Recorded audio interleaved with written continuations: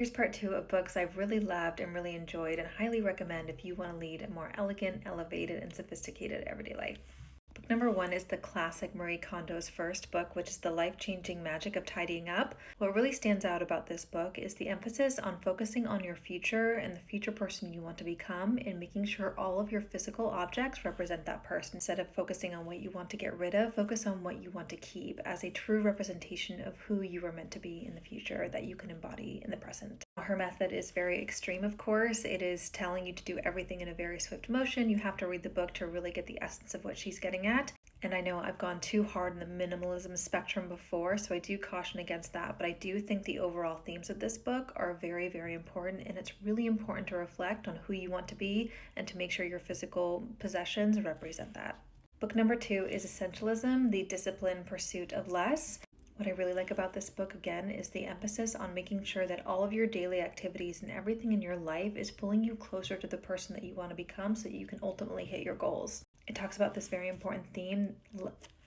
It talks about this very important theme of less but better.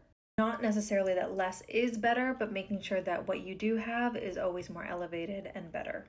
That really to get the most out of a life that's really meaningful to you and that reflects your true values is about saying no to the things that don't matter to you and that are not important. At first, this can seem very hard to put into practice, but once you start saying no to things, whether that's buying things, whether that's spending time with people you really don't want to, start to feel the immediate effects of being able to really refine a well-lived life based on your terms.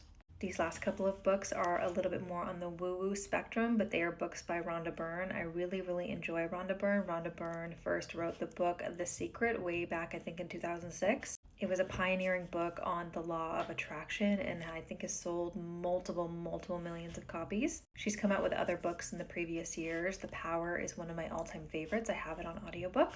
This is The Greatest Secret, and then this is The Secret to Love, Health, and Money. Really overall just like her tone in these books about manifestation, her emphasis on positivity. I think with books like this, take what works and then discard or dismiss or not use what doesn't work for you. But again, I just feel a lighthearted tone in her presence with these books, and I certainly feel I have very woo-woo strong manifestation abilities. I don't know why, but I feel like I always have. And these books just help refine that art within me to be able to always feel like I am in my best manifestation zone.